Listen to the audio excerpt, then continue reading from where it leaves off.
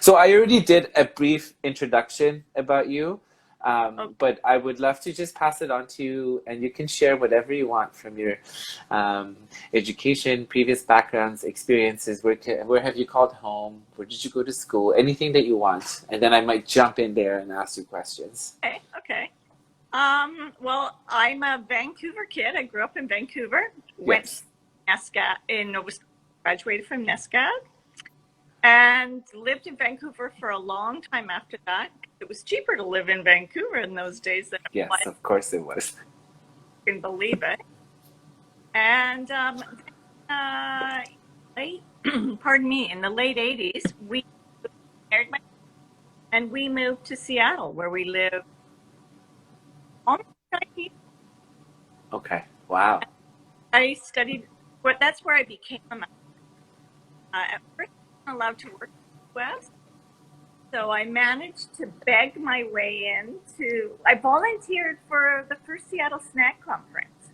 I worked Okay. at Seattle Metals Guild and Mickey Lippy getting the first snack conference going, and I Maria Phillips at Seattle Metals, and I managed to talk my way into working for her. Good. Good. See? I learned enameling and electroforming. Okay. Wow. And to Penland with her for a fall concentration. Perfect. That's good. And she loaned me her and some equipment. Doing a bunch of artist I needed somewhere to put stuff. And I just, enameling was magic. Of course it was. Or Gina Panikowski, who's now in Ireland. Hmm. You keep And cutting out. I keep losing your voice. I don't know if it's me or if it's just might be my Wi-Fi.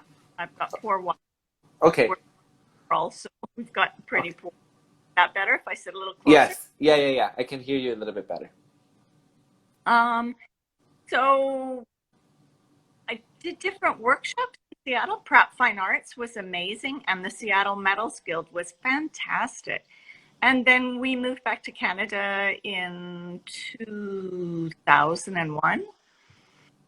And I set up a studio where we live. And then at the next Seattle Metals uh, Guild hosted Snag Conference, there was a bunch of us Canadians standing around. I think I must have a couple glasses of wine because I thought it would be a great idea to form a guild and host the conference and blah, blah, blah, you know. And that's how the Oh, wow. Okay, so that's good. And when was this again? What year was this? gosh, when was this conference?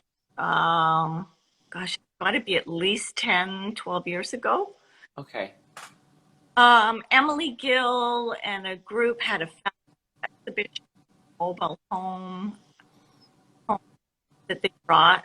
A great exhibition. I drove down with another person, Marnie Burton, who's a jeweler who lives in Vancouver now. Great. Bridget Catchpole was there, and that's where I met Louise Perrone at that conference. Okay.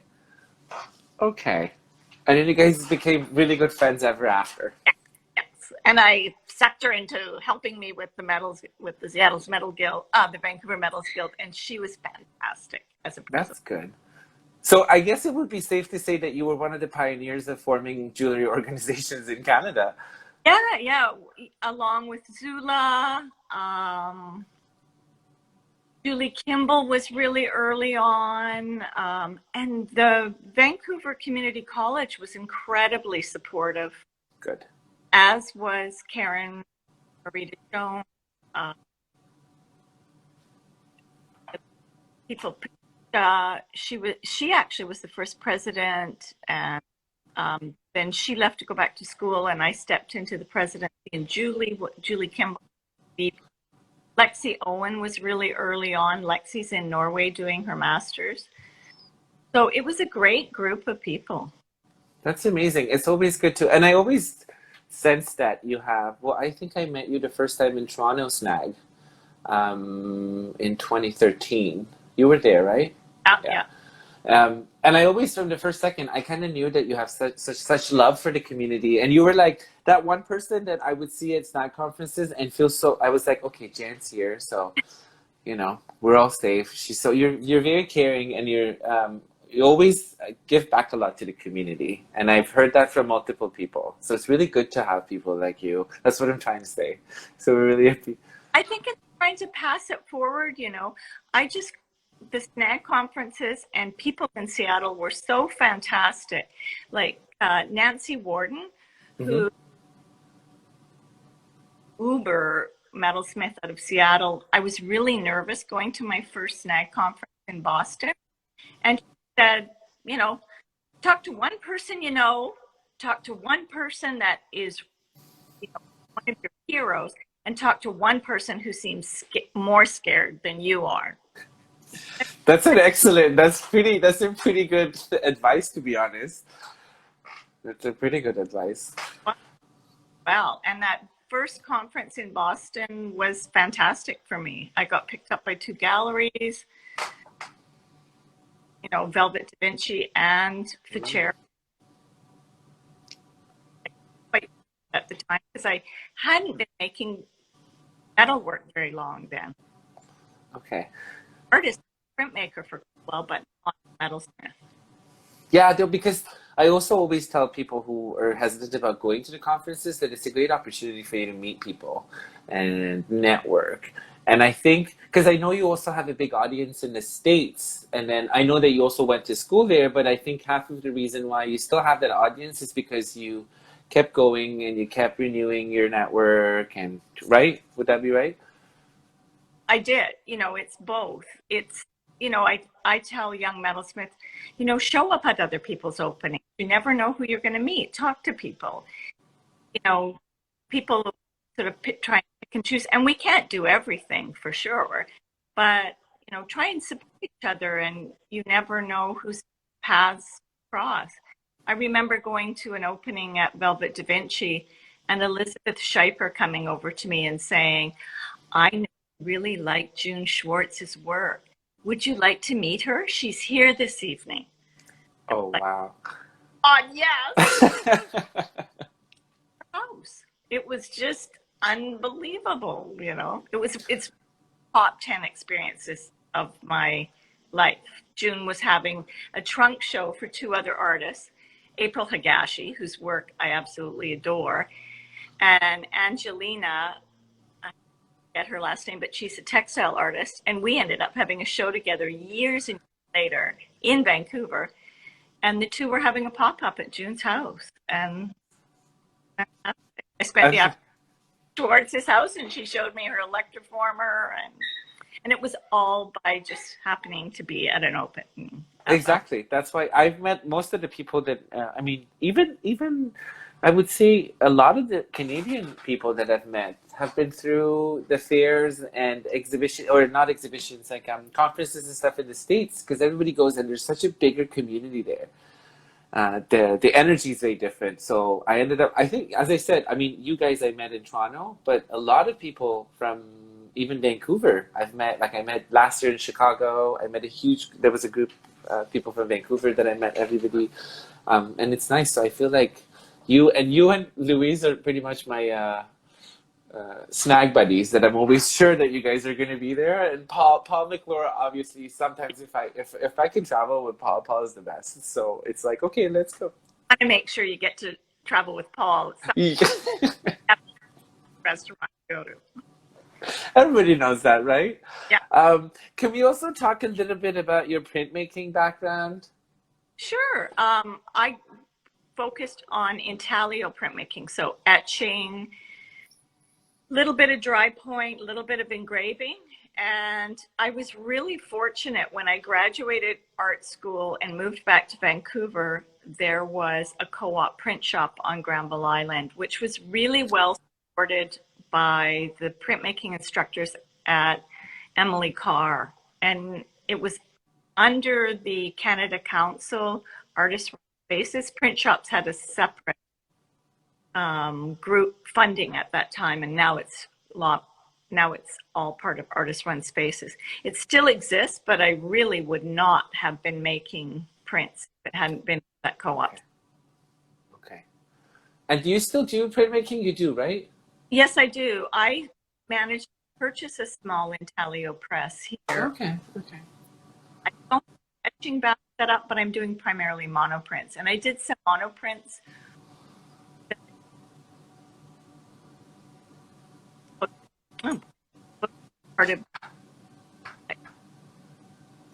Okay. I lost your voice again at the end a little bit. Okay. That I've used as part of the pieces or work that was supposed to be part of the Munich exhibition. As there were 5 of us doing a show called Whiteout. Oh, right. Yes. Yes. Whiteout. And it got canceled, as you know, it was the beginning of the pandemic, and that exhibition got canceled. So are there any plans to have that exhibition further on somewhere?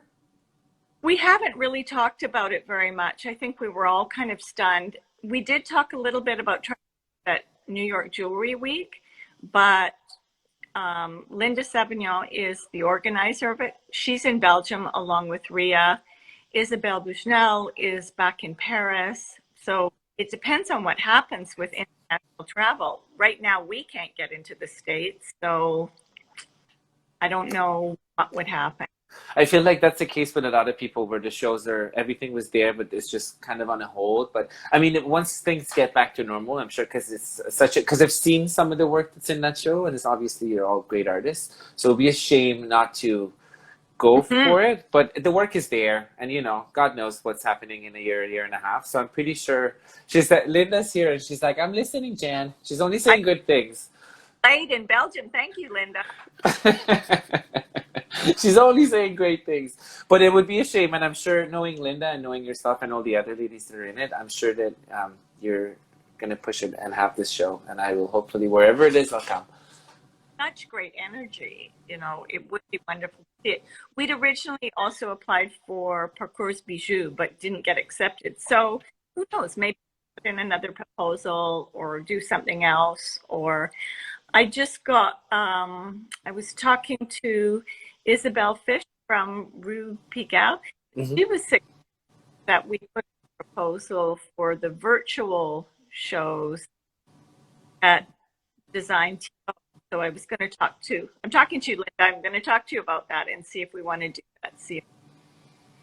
Yeah, because I guess this RTO is also, see, that's another thing. Like, the future is so undecided right now, and it's so all over the place that nobody really knows if it's going to happen, if it's happening, like taking all of that, because I know Toronto Outdoor went virtual this year too.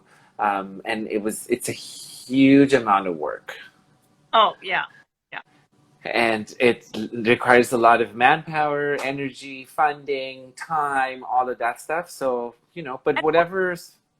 all sorts of skills that we may or may not normally have, you know? It's a complete different way of approaching, because before with Toronto Outdoor or Design Festival was that you had a space, you would go in it, you would install it. So there was very little, not communication, but now it's like, okay, you have to, it's going online. How is it going online? Who is in charge of taking the pictures? Are they all going to be unified? Are they all going to, so it's a lot of work. So it's, you know, by the time we get adjusted to all this stuff, I'm hoping that we just go back to normal life so we can have normal exhibitions. Oh, and got all the money tied up in your displays, all the things that you've already, now you've got to spend a whole bunch more money on a totally different approach. So it's challenging, both technically, but also financially.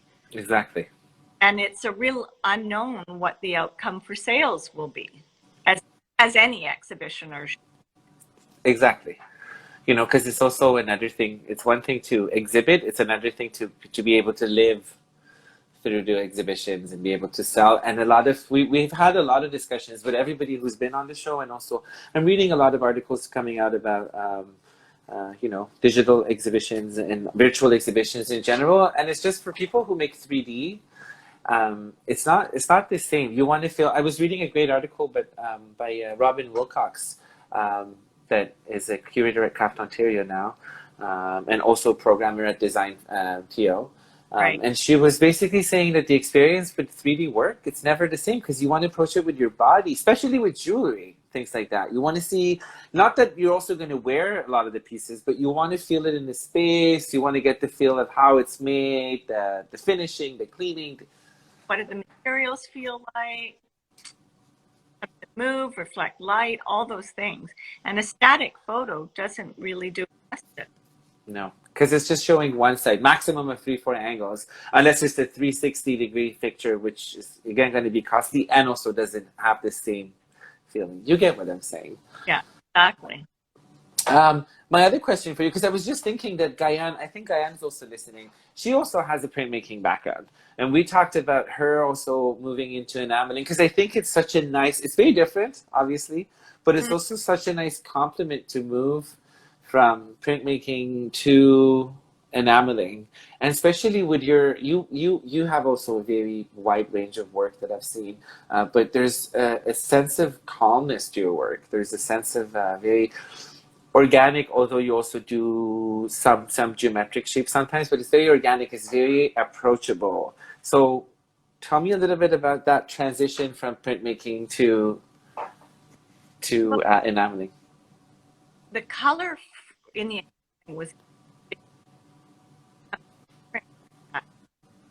and Maria Phillips' work at that time was really focused on electroforming, so it was very 3D. I saw around this time. So I had done one evening class at Vancouver Community College before we moved to the States with Derek Bevel at a program he has, and I had applied for the full-time program and then moved to the States. So I had a little bit of fabrication skills, but when I realized that I could put enamel into little holes, etching, hey, I know how to do that, and I know how to do that really well. So I started etching. So my early work was all Champlavet work. Oh, wow, okay. So it was all transparent in Champlavet, and the month I spent with that.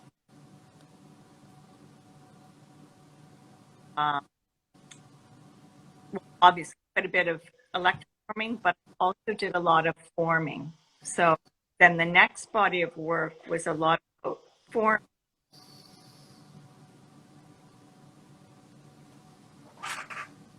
With called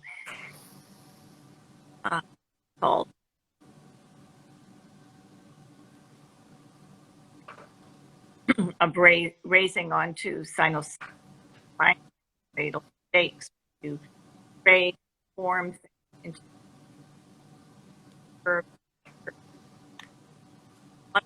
that way. Enamel worked really holds onto it, but it's much stronger. Like James Bennett talks about that a lot. If it's slightly domed, what early work was, it was very flat.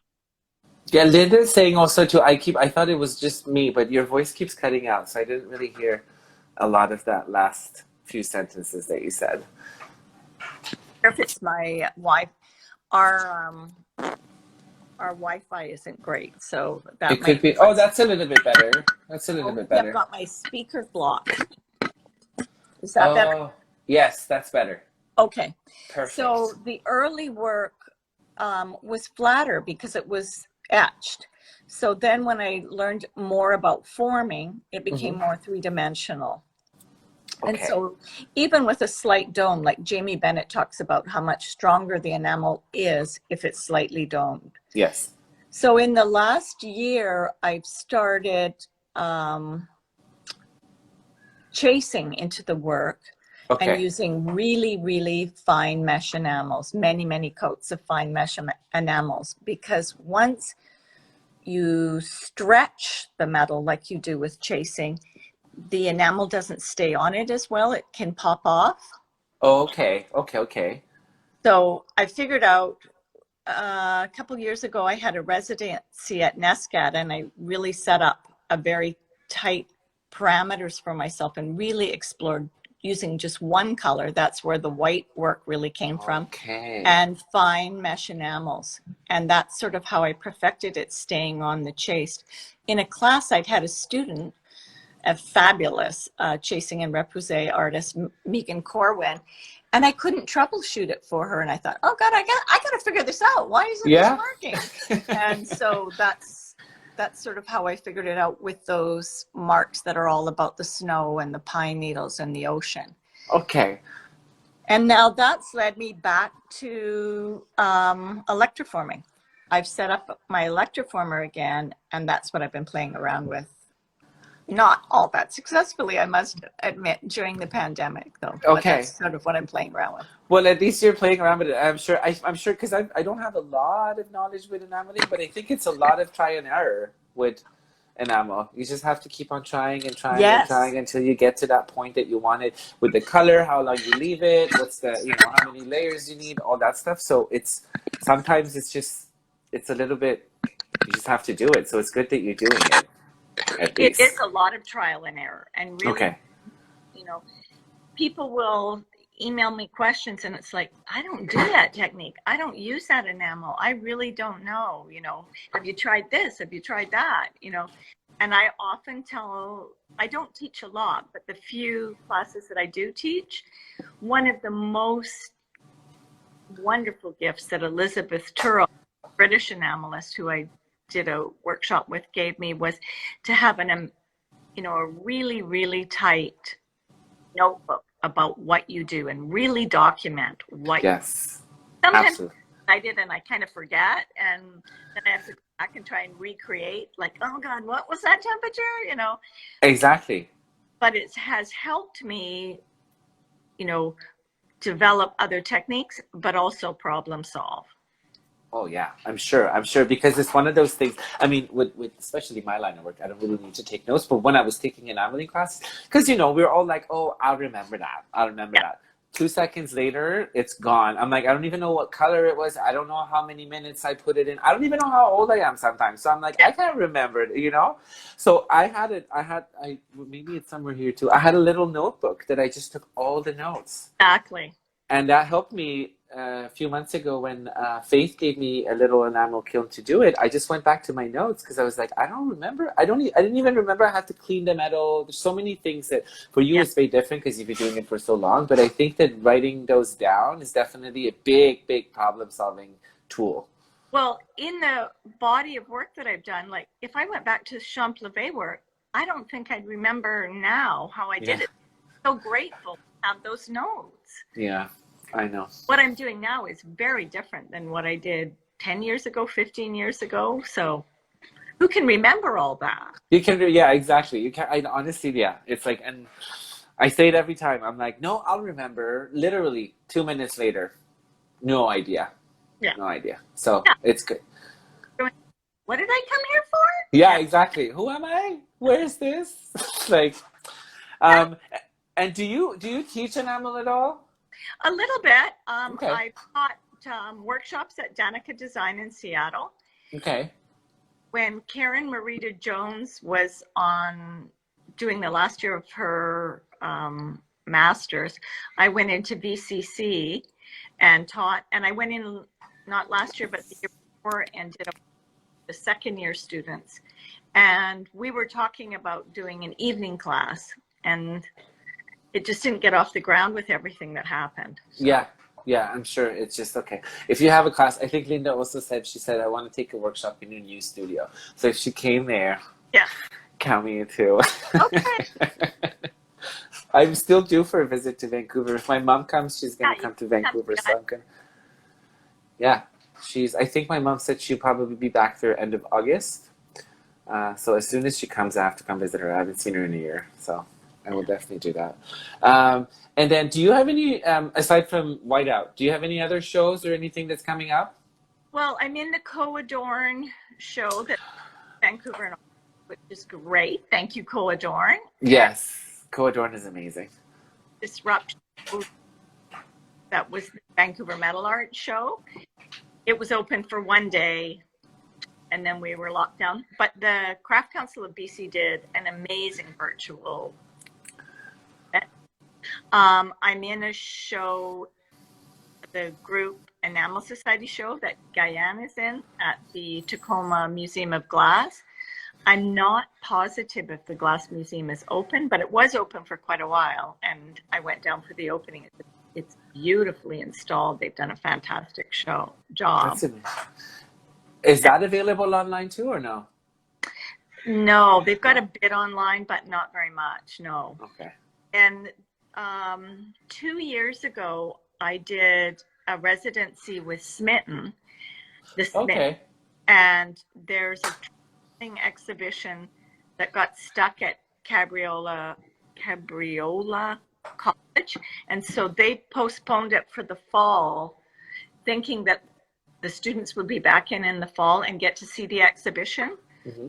So I haven't heard what's happening with that exhibition, but that's in the States.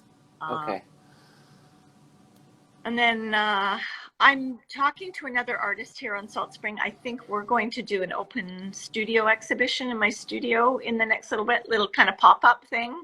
That's nice. Yeah, because a number of people I know have said, oh, can't we see the work that was going to go to Munich? So, yeah. But that's informal thing that we'll do. Yeah, but it's still, it's these little things that you have to do right now to keep yourself going, right? Whatever you have. And then keep going. Yeah. Yeah. It's just the small little things that you have to keep on, to keep you focused and also in line to be like, okay, there's something that I can look forward to be doing. And I'm looking at other, there's not as many calls as usual, but I am looking at those calls and seeing, where. I mean, it's going to take a little while to get back to that amount of calls that we had, like every newsletter, even with the MetalAid newsletter, we were looking at it. We're like, we have maybe 1/3, 1/4 of the calls that we always had right now. So hopefully it will pick up again. I also just had a question that popped into my head. Oh, I was going to ask you about your residency at NASCAT, because you're also a NASCAT graduate, right? Yeah. So how many years after was this residency? Oh, God. Like a long time. 1981. So okay. What year was that? 2016. Okay. How was that? How was that experience going back to the same school after so many years? Absolutely fantastic. Yeah. So amazing. I was just there for a short time while the students were still in. That's where I met Clarissa Long. It was great. And Despo Sokolopsis was teaching that summer session. Okay. She was there. I met Anne-Sophie there. It was wonderful. And, I got this studio that has all this amazing equipment, and the technician, Chantel, was off, but the technician was fantastic. You could go to any studio. The other visiting artists were there. It was just amazing. It's time. always, and I also feel like just because you went back after so many years with so much knowledge and experience, it was probably even a better experience for you. Oh, it was, A and M were outstanding. Everybody, I don't know a single person who's had a bad experience in NASCAT, so kudos to them for keeping up such a good job for so many years and so long, because everybody from all sorts of different walks of life has had an amazing experience with NASCAT. NASCAT, if you're listening, you're doing an amazing job. Shannon was away in Amsterdam, but she happened to come home one weekend. So she popped in to see me. It was wonderful. Like you had a magical time. Yeah, it was amazing. Yeah. That's amazing. I still yet have to visit Nova Scotia. I haven't been. I was going to do it this summer, but yeah, maybe next time. Are you in your studio right now? Yes, I am. Because we've had like numerous requests of people, they want to see your studio. Would you be willing to show us a little bit? I am a little bit of a Luddite on this, so should I turn the camera around? Is that the easiest If it's thing? more it's probably easier for you to turn it around. Okay. I think it's over here. Yeah, okay. Over here? And I'm going to turn the... yes, it's perfect. No. And I'm going to turn the so you can see my bench now, right? Yes. Okay. Yes. So I've got a little office set up there. Okay. I have 2 benches.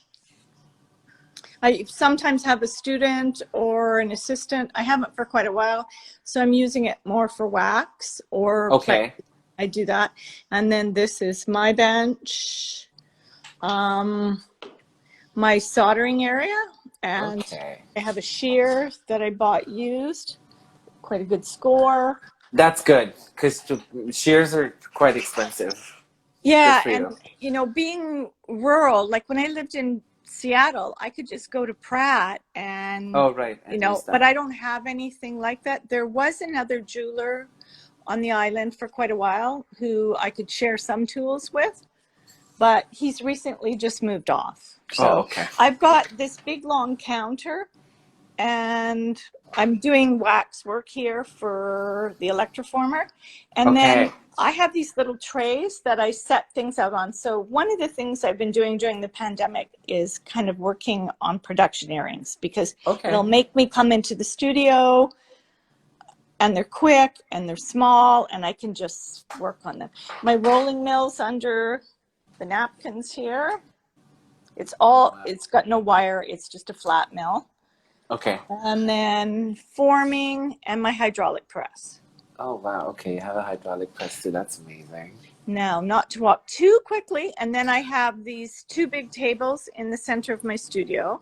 Oh, wow. Okay. So this is a little peek at all the electroforming stuff that I'm doing. Okay. So I've made silicone molds of natural objects and wax ejected them and painted them, and I'm electroforming them. That's what I So was gonna ask you. Okay, so that's what you do. Because when you said waxing for electroforming, I was like, wait, what? And then, okay, this all makes sense because I've never done this. So this is So all. some people, like Guyane and I took a class together through the Enamel Society, and Kim, who taught the class, she carves the wax more three-dimensionally, but Wow. that's not something that comes really naturally to me. Okay. So, but I have been using sheet wax more like clay and putting it Yes. together. So then this piece is something that was wax ejected and enameled, as is this one. So these are sort of prototypes. Wow. And here's the wax injected pieces. Okay. Wow. So then I have these drawers and little cupboards that I can cover every flat surface that is available if possible. So I make these little trays, and then I work on multiple things at once. And when I get stuck, then I put the little drawer away and take out another little drawer Okay. until I can figure out what to do with it. What to do with it? Okay, that's amazing. So my drafting board with my sketchbooks. And this is the little press I bought. Okay. Oh, wow. So I also have a small kind of what I like to think of as a gallery area. Yes. I have a display box that my husband and I built that I can move around and take. And then I have a display table, some wall space. I have these hanging plants in the center at the moment. I'm not quite sure what I'm doing with them, but there they are. There they are. And then a series of those brooches. And I put this up. This is basically the work that I did right at the beginning. They were about quilts. Work. Yeah. So there's champlevé. Oh, wow. That is beautiful. Thanks. That is I won an award for this piece from the Enamel Society. So for the whole piece, right? The whole frame? Okay. And that's the Elizabeth Scheiper was the juror, and that's how I got picked up by Velvet Da Vinci. So these are the monoprint pieces. Yes. I love these. These are my favorite. I'm working on, and these were the series that I had done for Munich. Oh, so that's the Munich series. Okay. Yeah. And then these bigger pieces that are just monoprints. Wow. With burnt wood. And then this one is an enamel transfer technique that Sylvia Waltz showed us when I was in Montreal. I did the course with Ramon. And yes. Yeah. And so again, this is the same technique, this transfer process. Those are It's very not unique. quite I a love. decal, but it's sort of a decal process. So Okay. these were all pieces that were part for Munich. Very cool. So how many pieces in total did you have for Munich? 20. Oh, wow. Okay. But I was taking more, we were kind of loose about it. I had said, I'll just flip this around. Sure. I had said, you know, because, you know, it's hard to visualize the space in other people's work. So, you know, what fits and what doesn't fit. It was kind of loose. You know, Katja Toporski was one of the other artists. So we were all sort of, you know, we had pictures. I think only a couple of us had been. I'd never been to the gallery space. So, you know, it's hard to visualize exactly what fits. Oh, And yeah. especially with the group, I think you need to be a bit flexible, and because it's about the whole show looking good. Exactly. Yeah, that's what I was going to say. It's about, I mean, it's not, hopefully everybody will be very happy at the end of the day, but sometimes you just kind of have to make compromises and go with the flow. I figured it's better to take a little bit more and not use it than not have enough, you know. I know. That was a fantastic studio. Sorry, Linda just said wow, so I was like, wait, I forgot to tell her. That's a beautiful studio. I totally spoiled. When we bought the property, this was the first building. It was an old cottage and we renovated it. Okay. Yes. I was very, very intimidated by the space when I first moved in. See, everybody, Paul, Alberta Craft Council, Linda, they all, I think we should all go visit Jan, guys. Yes. Well, you know, in terms of projects, I really need more sort of symposium type things that happen in Canada. Really cool. Yes. And I think, you know, there aren't a lot of residencies for us, you know, No. like there isn't, or even craft schools, there isn't like Penland or whatever. I have no idea how we could make that happen. But, you know, I really admire Smitten. I really admire what they have done. Marissa Sanghos and Sarah Brown are two of the most wonderful, amazing people I've been honored to meet, you know. Yeah. One of the most perfect 10 days out of my life. And 10 days seems like such a short time, but wow, it was really changing for me, reinvigorating. You know, just by the people. The only thing you had to do was have meals together in the evening. That was it. You could have read for 10 days if you wanted. You could just go walking for 10 days if you wanted. Which is, I mean, you make it sound, it's like the only thing you have to do is to have dinner with a bunch of other amazing artists. Oh, yeah. It's like how, yes. Please, one of my all-time heroes, Rochelle, I hope you hear, you know, she's there and we end up being roommates. You know? There you go. Great, how good is this, you know?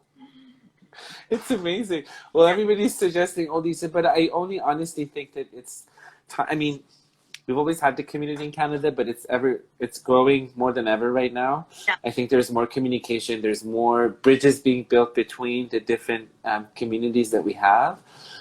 So, and you know, honestly, part of this reason, I mean, you were telling me yesterday and today that you were like, thank you so much for doing this. But honestly, it's just a pleasure. And it's so good to connect with people like yourself and then showing other people that there's also other people like them that are looking for this community. Yeah. And are willing to, even me and Zula talked at some point about doing, I don't know if Zula remembers, but about doing like a studio exchange program in Canada where, let's say you want to come to Toronto. You know, in Montreal, you know, way back. Because I met Pilar when she came to give a workshop for the VMAA. And it was, you know, we had nowhere to give the workshop. We don't have a co-op space.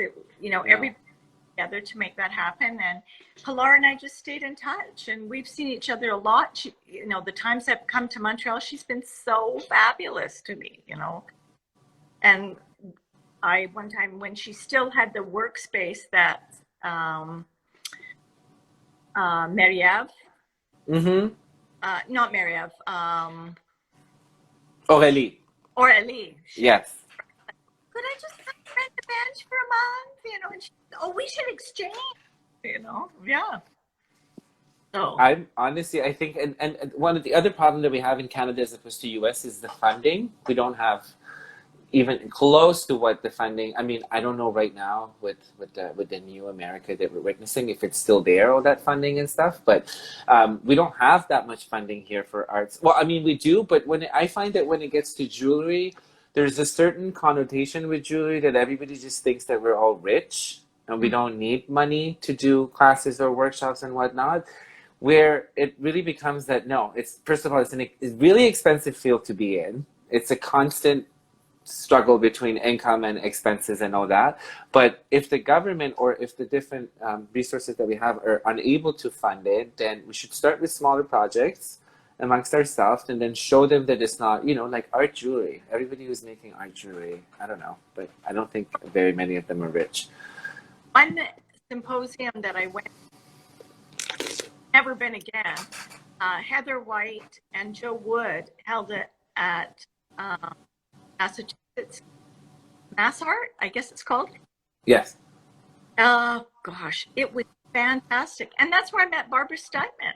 And Barbara Steinman and I were in a class together, and Barbara said, "Oh, you work at Noel Gam-" That's how I met Noel. So, but it was close to Montreal, and there was a whole contingent of us that came. I had Seattle friends that were going, and that's how I ended up going. And it was an enormous amount of work. Okay, I'm sure.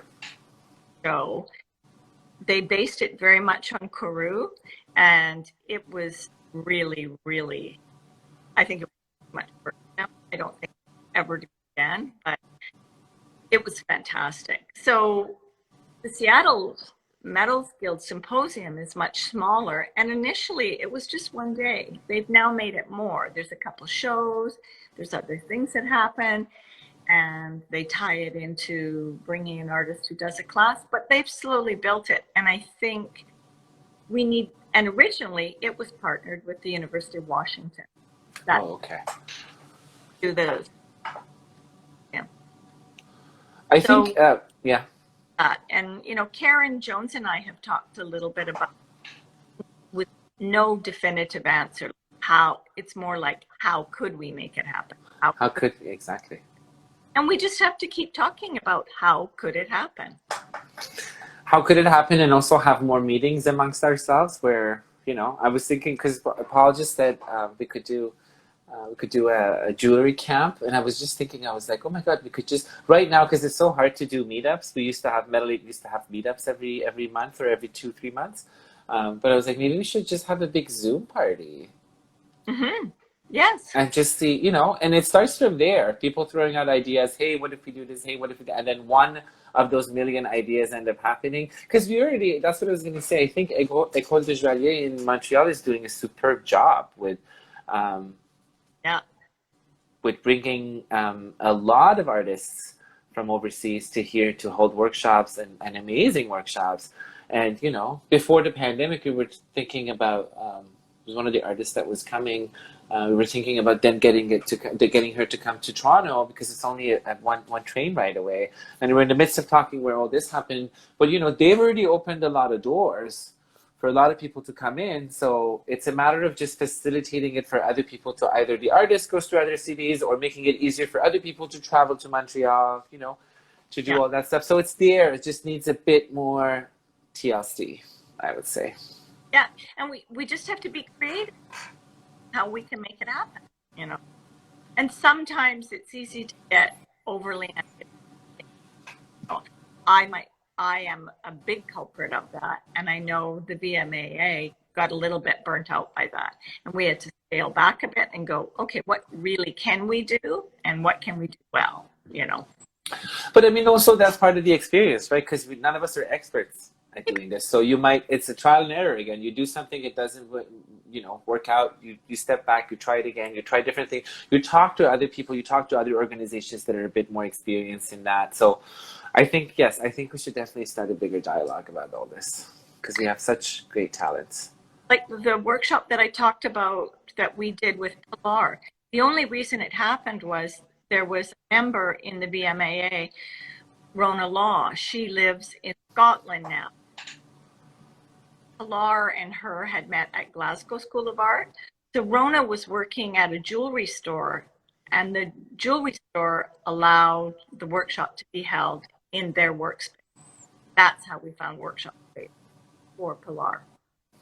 There you go. You know, there's always like the ideal workshop space, but it was great. But hey, that's how it starts, right? You can't just have, like, if you envision something, you can't just have it perfect the first time. It's just small steps, you know, put it out there. And it's just like, you know, because we've done a lot of talking amongst the community, but there's been very few actions. And I'm sure that once we push it a little and do a few of these actions and see, make other people aware that there's a community, there are people who are willing to do this work, whether it's for free, whether it's paid and whatnot, and bring the community closer together. I think that's the first step. The society has an interesting model in that they, you know, go to a college or something that has facilities and then just do enamel workshops. So, you know, it'd be interesting to talk to them and see how that's working. There's a similar model. It's called MISA on the West Coast. And it started off as ceramics workshops, but now it's painting and drawing and some jewelry.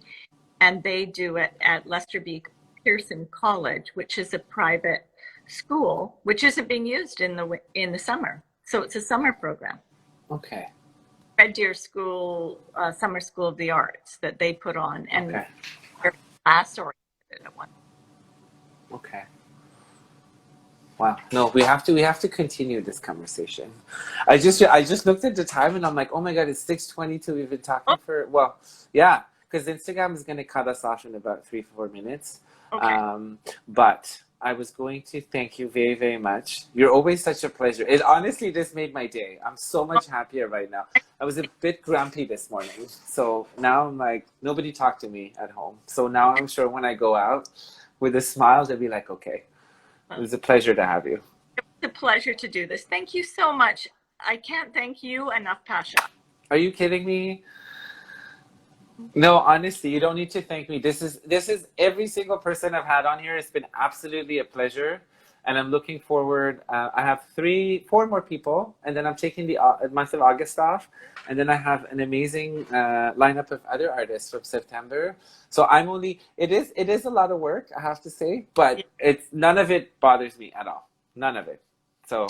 Well, I think it's like the exhibition committee or anything I did with VMAA. It is a lot of work. But it's worth it because it's worth it, and it gives me so much energy, and you know, it's just getting over the phone with my good friends and seeing their lovely faces and catching up with them.